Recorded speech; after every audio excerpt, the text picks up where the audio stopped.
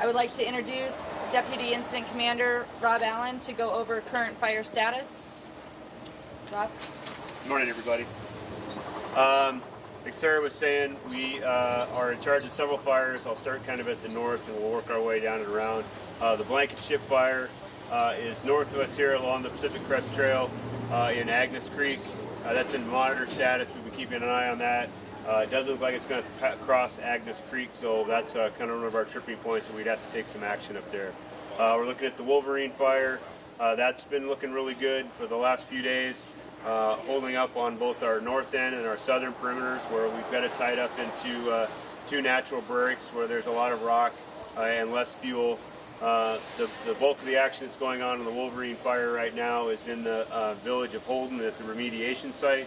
We finished our burning there last night, and the crews are there now mopping up around that and starting to try to get that area secured enough so we can get people back in there. One of the big triggers for that, getting people back in there, is that 10-mile road from Lucerne to Holden. The only access in there is very dangerous right now. There's a lot of stuff falling down. We're hitting the hazard trees out. As they travel up and down it now, they go up one way, when they turn around to come back, there's stuff on the road that they have to move out. So we're working on getting that secured enough so we can get out of there. We moved down to the First Creek fire. Had a lot of good luck out there last night. Engines were out. We have the hotshot crew that was in there yesterday, got some line and did some burn out there, extending that today. And they're trying to move that fire to the north, coming up lake and into the slide, on that slide mountain area. And then they're looking at a spot today where they think they can get up on that northern end up above First Creek and start putting in some direct line and trying to contain that fire from moving any farther north.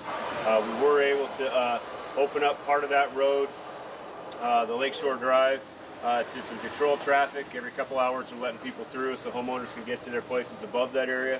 But it's still pretty hazardous in there. We still have rocks, trees, stuff rolling back down. The power lines are off to the side of the road, but that is an issue also.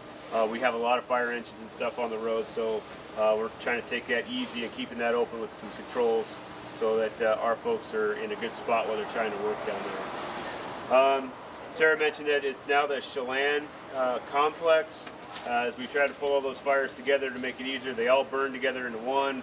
The easiest way for us to try to manage that so everybody's on the same page is we gave it a new name. We call it the Chelan Complex.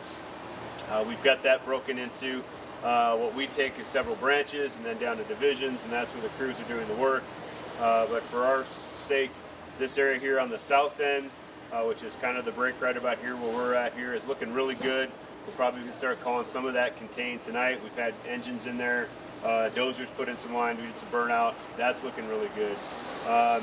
As we go kind of up the Columbia River, the stuff that's on the east side of the river, the BLMs help take the lead over there along with Douglas County engines. They've done a lot of really good work out there. We've got a lot of that looking pretty nice now.